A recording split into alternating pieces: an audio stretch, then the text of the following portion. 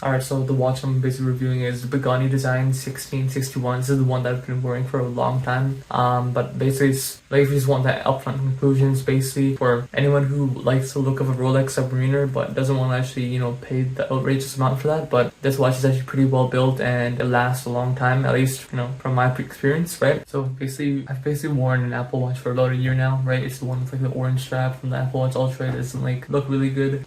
You could have like the benefits of just having all these little metrics for your health, like heart rate, how long you sleep, your steps, things like that, right? But obviously it doesn't look really good. And if you want to make it look a little bit better, then first of all, you're gonna have to wrap it in like some sort of color you want, like gold or like silver, right? If you didn't get it in that color. And then on top of that, you're gonna have to find like a band that actually works properly with it. And most of them are like Chinese made, but Pagani Design, or what they now call themselves, Pagani Design, they are Chinese, right? It is a Chinese company, but at least with the quality of the products that they make, it's actually not horrible, right? I still wear a watch at night. The Apple Watch just track my sleep, but I still wear this all the time, right? Because it looks better. And I also don't really have to worry about the battery or anything like that. I guess the only disadvantage is like in pitch black. If I haven't been outside in a while, then obviously it's not gonna glow in the dark, but that's maybe the only downside about it compared to the Apple Watch. Then on top of that, this is kind of simple, right? I don't really have to worry about like notifications coming up on my wrist all the time and just distracting me, right? So it was like the difference between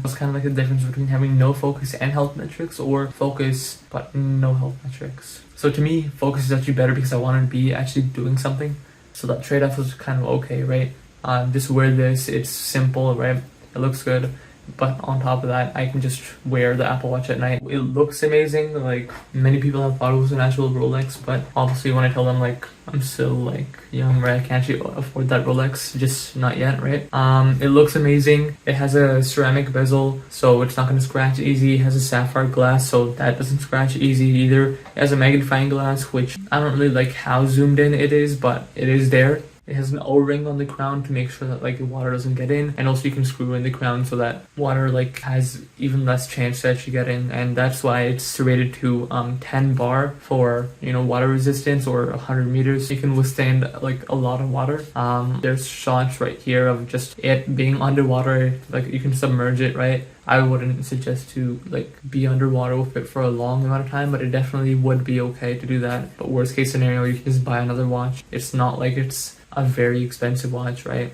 Another thing that I liked about it was I didn't actually spend too much money on it, so you can just beat on it like as much as you want. It held up on like swimming, showering, even just like working with like an impact gun, right? Like working on cars, an impact gun is you'd think it would mess it up, like the spring on the inside. I guess it kind of did to an extent, but it's like completely fine. The only thing that actually happened was it went from staying accurate from 2 seconds per day to around 5 seconds per day, which I guess is kind of my fault that I did wear it while, doing work with an impact gun, but honestly it was still fine. Like nothing really happened, right? It is very scratched up because like this is just like the watch that I wear, right? I'm gonna put my hand down on a surface, on a table, it's gonna be scratched, and that's kind of the benefit. Because it's so cheap, you don't really have to worry too much, like, okay, I scratched it, damn, big deal. Worst case scenario, you get watch polish, or actually you watch polish, right, try to buff out that scratch. Worst case scenario, you can just buy another strap, right, for the watch, and these straps are actually decently like well made. Obviously it's not the kind of thing that you're gonna be wearing for 10 years and passing down to your children, right? It's not like an actual Rolex or like a Seiko, right? But it is still pretty well built. The thing is Easy Link clone, so it's just Easy Link on it, so you can just adjust it to the size that you actually want. Now again, I talked about this a little bit, so it used to be a little bit late by 2 seconds per day, so obviously you have to just like adjust to that in my head. Eventually you just have to reset the time. It's not that difficult. It's just kind of what you sign up for with an automatic watch. If you really just need the time to be perfect all the time, every day, then just get like an Apple Watch or a quartz watch, because an Apple Watch, every time you like connect to the Wi-Fi, it's going to resync to the proper time. This is kind of what you sign up for with an automatic watch, but that's almost any automatic watch. And with the price that you paid for this, the fact that it is automatic is also like kind of mind-boggling. But then the next thing is like you actually didn't pay for a Swiss automatic, you just paid for a regular automatic. Another thing is like one of the screws are coming loose on here, so I have to just screw it back in every couple of like days or so. It's not that big of a deal. I can always buy a new brand. I can always just put on a new link on it as well. I can put some Loctite on it, or worst case scenario, just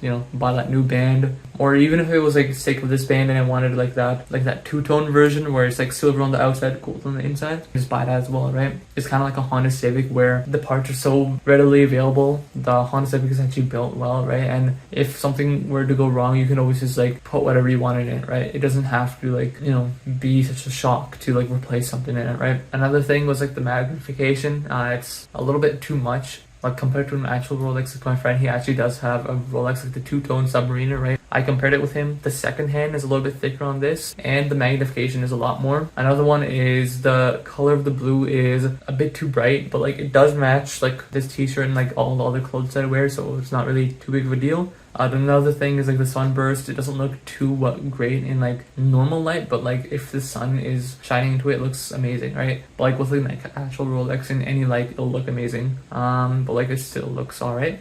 Another thing is the lume, which is basically the glow in the dark. It's not the best. You have to stand out in the sun for like a little bit for it to actually retain it and like show for like a couple of hours. But like again, that's not like why I bought this watch, right? I didn't buy it for the glow in the dark. I bought it for, you know, how it looks and the function of, you know, just being very basic, right? Now, should you actually buy it? So I would say yes, because everything in this is pretty well built. If you spend your money on this, it'll be fine, right? I spent like 4 or 5 months with this watch so far and it's been completely fine, right? I still have another watch that I also bought from the same brand, Pagani design. It's like a different model. So if anything, I can always just change that one if like this one completely like fails, but I don't see that happening. It is a Seiko underneath, right? That's what's actually powering the clock. You could go something cheaper, something battery powered or like, you know, quartz. That's alright, but the thing is, I don't want to ever deal with like batteries, stuff like that in a watch. Like there's so many watches that I have that are already battery powered, but I just don't use them because they require a new battery, and honestly it's just not really worth it because